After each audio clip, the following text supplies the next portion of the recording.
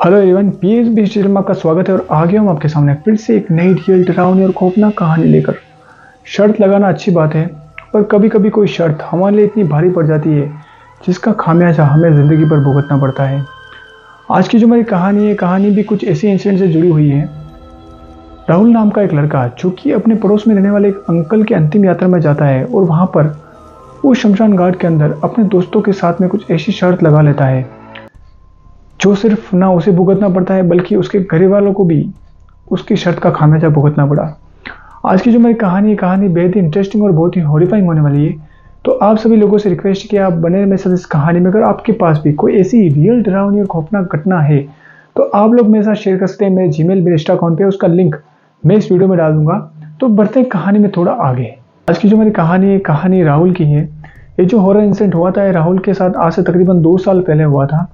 ये बात है 22 मार्च 2021 की।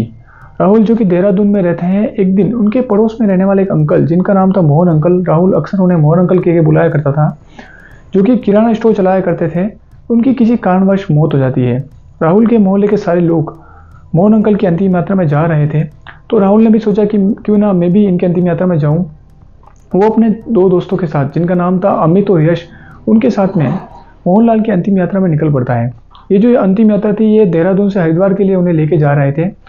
तकरीबन 2 घंटे के आसपास का सफर तय करने के बाद जब राहुल अपने दोस्तों के साथ हरिद्वार पहुंचता है तो वो देखता है कि वहां पर जहां पर मोहन अंकल का अंतिम संस्कार होने वाला है वहां पर काफ़ी चिता जलाई जा रही है और काफ़ी डेड बॉडीज वहां पर लोग जला रहे हैं।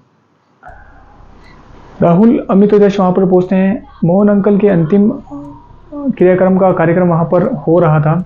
जो सारे लोग थे वहीं पर खड़े हुए थे, पर राहुल, अमित और यश वहाँ पर घूमने लग जाते हैं और अपना फ़ोन निकाल कर वहाँ पर कुछ फ़ोटोज़ क्लिक करने लग जाते हैं।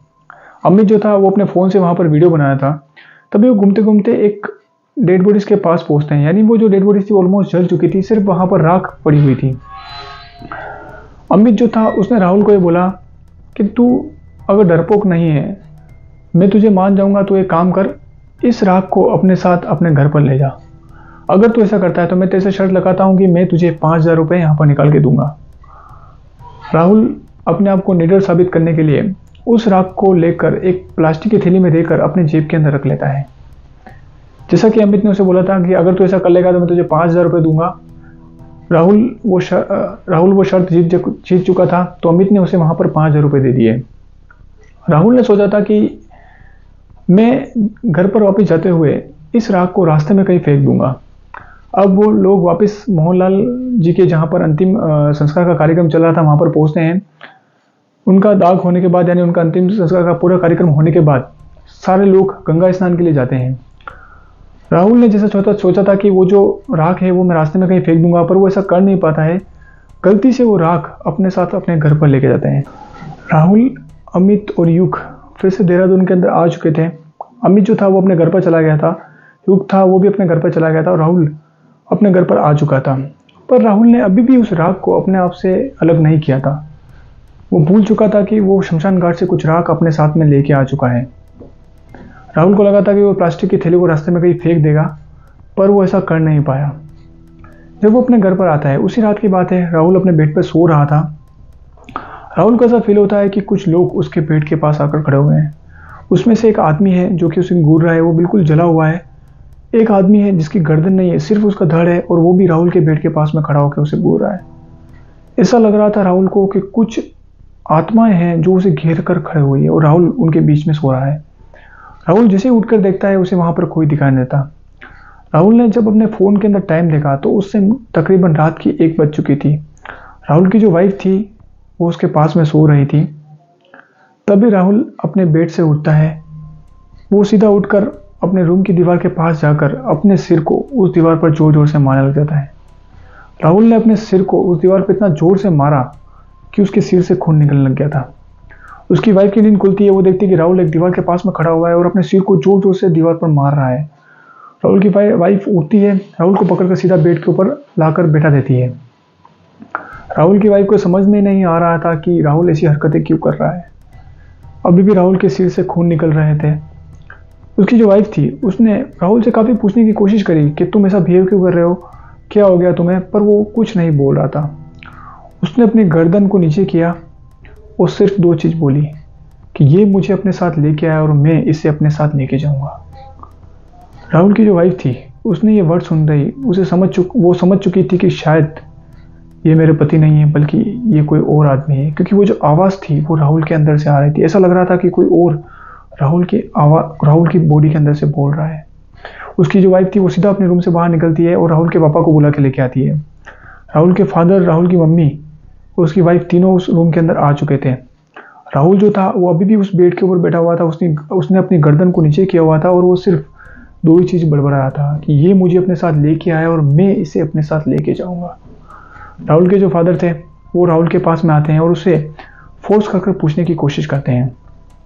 राहुल थोड़ी देर के लिए कुछ बोलता नहीं है और अचानक से उठकर अपने फादर की गर्दन को पकड़ लेता है और इतना जोर से उसके फादर की गर्दन को दबाने की कोशिश करता है कि वो जो उंगलियों के निशान थे वो राहुल के फादर की गर्दन पर छप चुके थे। राहुल के पापा ने काफ़ी कोशिश करी और फाइनली अपने बेटे को बेड के ऊपर धक्का देकर अपने आप को छुड़ा लिया।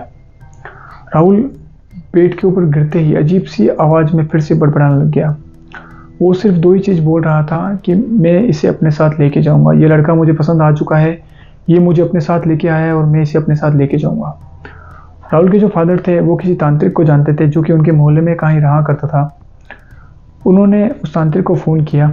वो जो बाबा थे वो राहुल के घर पर आते हैं। राहुल जो था वो अभी भी बेड के ऊपर सो रहा था। जैसे उसने उस बाबा को देखा, राहुल जो भी बोल रहा था उसने वो बोलना बंद कर दिया। यानी राहुल अब बेड के ऊपर सो रहा है, उसने अपनी आंखों को बंद कर रखा है और वो कुछ नहीं बोल रहा है। ऐसा लग रहा था कि शायद वो उस बाबा को देखकर डर चुका है। वो जो बाबा थे वो राहुल के पास में आते हैं और राहुल को पूछने की कोशिश करते हैं, पर राहुल चुपचाप उस बेड के ऊपर जैसे कोई डेड बॉडी पड़ी हुई वैसे सो रहा था, कुछ नहीं बोल रहा था। वो जो बाबा थे उन्होंने काफ़ी राहुल से पूछने की कोशिश करी कि कौन है तू, क्यों इस बच्चे के साथ में आ गया और क्यों इसे परेशान कर रहा है। पर वो जो राहुल के अंदर जो आत्मा थी अब बिल्कुल बोल नहीं रही थी। वो चुपचाप ऐसे जैसा लग रहा था जैसे कोई डेड बॉडी उस पलंग के ऊपर पड़ी हुई है।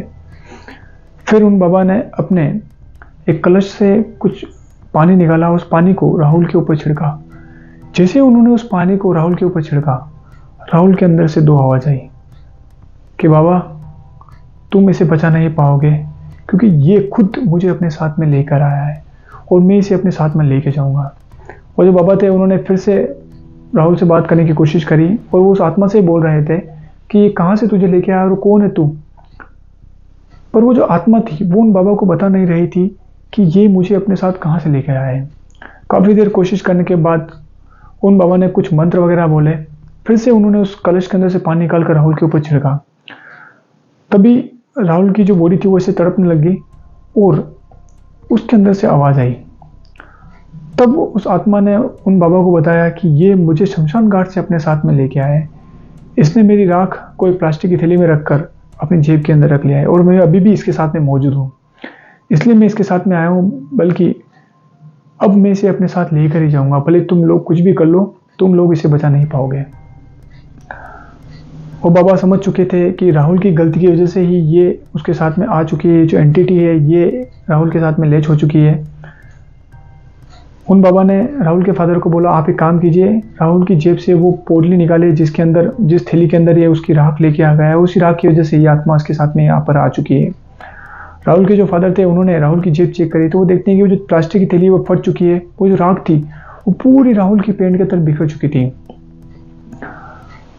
जैसे बाबा ने बताया था, राहुल के जो फादर थे उन्होंने उस राख को निकाला, एक दूसरी प्लास्टिक की थैली के अंदर डालकर उन बाबा ने बोला, आप एक काम कीजिए, इस पेंट को भी साथ में ले जाइए और इसे पास में किसी तालाब में डाल के आ जाइए। आप जब ऐसा करेंगे उसके बाद ये आत्मा राहुल का पीछा छोड़ देगी। जैसे कि बाबा ने बताया, राहुल के फादर ऐसा ही करते हैं, उस राख की थैली को ले जाकर पास में एक तालाब में डाल के आ जाते हैं। घर वालों को, उन बाबा को अब ऐसा लग रहा था कि सब कुछ नॉर्मल हो चुका है। अगले दिन की बात है, राहुल अपने बेड पर सो रहा है। राहुल को ऐसा लग रहा है कि उसका सिर अभी भी भारी हो रहा है। वो जो आत्माएं थी जो राहुल को दिखाई दे रही थी वो अभी भी राहुल को दिखाई दे रही थी। पर राहुल ने सोचा कि शायद ये मेरा वहम है, बाबा ने मेरा इलाज कर दिया है, वो जो आत्मा है वो जो एंटिटी थी उसने मेरा पीछा छोड़ दिया है। पर ऐसा हुआ नहीं था। अगली रात की बात है, राहुल तकरीबन 3 बजे के आसपास, उसकी वाइफ उसके बेड के पास में सो रही है। राहुल फिर से अपने बेड से उठता है। इस बार राहुल ने अपने रूम का दरवाज़ा खोला। वो सीधा अपने घर के मेन गेट पे आता है और सीधा मेन गेट का दरवाज़ा खोलकर रोड पर दौड़ पड़ता है। उसकी जो वाइफ थी उसकी नींद खुल चुकी थी। उसने देखा कि राहुल उसके बेड के ऊपर नहीं है, ना उसके रूम के अंदर है, ना ही घर के अंदर है। उसकी वाइफ घर से बाहर कर निकल के देखती है तो राहुल जो था वो एक अंधेरी रोड पर दौड़ते हुए सीधा जा रहा था। राहुल की जो वाइफ थी उसने सारे घर वालों को उठाया। उसके जो घर वाले थे वो सारे राहुल के पीछे दौड़ते हैं। राहुल एक सुनसान रोड पर दौड़ते हुए जा रहा है। मोहल्ले वाले भी अब जग चुके थे। उन्होंने राहुल को पकड़ा और राहुल जो था वो अभी भी दो ही चीज़ बड़बड़ा रहा था कि मैं उसके पास इसे लेके जा रहा हूँ, तुम लोग आसानी से इसका पीछा मुझसे छुड़ा नहीं सकते क्योंकि जो लड़का है ये मुझे पसंद आ चुका है। उसकी राहुल की हालत पिछली बार से काफ़ी ख़राब थी। घर वालों ने राहुल को पकड़कर एक जगह पर बांध दिया। वो उन बाबा को वापस कॉल करते हैं। वो बाबा जब वापस वहाँ पर आते हैं तो वो बाबा को बोलते हैं कि क्या बाबा, आपने बोला था कुछ आत्मा ने राहुल का पीछा छोड़ दिया है, पर राहुल अभी भी ऐसी ही अजीबोगरीब हरकतें कर रहा है। अभी तो ये रोड पर निकल कर कहीं पर जा रहा था। वो जो बाबा थे उन्होंने बोला कि उस आत्मा ने अभी भी इसका पीछा नहीं छोड़ा है, शायद उसका कोई अंश अभी भी राहुल के पास में रह चुका है। बाबा राहुल के रूम के अंदर जाते हैं। वो देखते हैं कि वो जो बेडशीट है जहाँ पर राहुल सो रहा था, उस डेड बॉडी के कण, वो जो राख थी उसके कण अभी भी उस बेडशीट के ऊपर बिखरे हुए थे। तभी वो जो बाबा थे उन्होंने राहुल के फादर को फिर से बोला कि आप एक काम कीजिए, आप इस बेडशीट को और इस तकिए को लेके जाइए, उसी पानी के अंदर डाल के आ जाइए जहाँ पर आपने उस राख को पहले डाला था, क्योंकि उस राख के कुछ अंश, वो जो थैली थी वो राहुल के जेब के अंदर फट चुकी थी। उसकी जो राख थी वो अभी भी इस बेडशीट के ऊपर बिखरी हुई है। वो जो एंटिटी है उसने अभी भी राहुल का पीछा नहीं छोड़ा है। उन बाबा ने जैसा उस राहुल के फादर को बताया था, राहुल के फादर ऐसा ही करते हैं, उस बेडशीट को, उस तकिए को ले जाकर उसी तालाब के अंदर डाल के आ जाते हैं। अब वो जो बाबा थे अभी भी राहुल के घर के अंदर ही मौजूद थे। उन्होंने वहाँ पर कुछ हवन किया। उन्होंने एक ताबीज़ बनाया। उस ताबीज़ को उन्होंने राहुल के गले के अंदर डाला और राहुल को बोला कि कभी भी तुम इस ताबीज़ को अपने गले से निकालोगे नहीं। अगर तुमने इस ताबीज़ को निकाला तो वो जो एंटिटी है वो फिर से आप तुम्हारे साथ में आ जाएगी। ये जो हॉरर इंसिडेंट था ये राहुल के साथ में होता। इस इंसिडेंट ने पूरे घर को हिला कर रख दिया था। यानी एक छोटी सी गलती, एक शर्त के चक्कर में राहुल ने इतनी बड़ी मुसीबत अपने साथ में ले ली। अगर आप लोग इन सब चीज़ों में बिलीव नहीं करते हैं, ये सिर्फ एक टाइमिंग की बात होती है। कभी कभी ये जो हॉरर इंसिडेंट होते हैं ये सब लोगों के साथ में नहीं होते हैं, पर आप लोगों को कभी भी इन सब चीज़ों के साथ में मजाक नहीं करनी चाहिए। आप लोग इन सब चीज़ों में बिलीव नहीं करते हैं, कोई बात नहीं, पर आप कभी भी इन सब चीज़ों को छेड़ो मत। कभी कभी कुछ लोग शर्त लगाने के चक्कर में या फिर अपने आप को बहादुर साबित करने के चक्कर में इन सब चीज़ों से पंगा ले लेते हैं। आई होप ये छोटी सी इंसिडेंट जो कि राहुल के साथ में हुआ था आप लोगों को पसंद आया होगा। और ऐसी इंटरेस्टिंग स्टोरी सुनने के लिए आप इस चैनल को सब्सक्राइब कीजिए, शेयर कीजिए, लाइक कीजिए, ताकि मेरा भी मोटिवेशन बढ़े और मैं ऐसी इंटरेस्टिंग स्टोरी आप लोगों के लिए अपलोड करूँ। Thanks for watching, thanks for listening, thank you.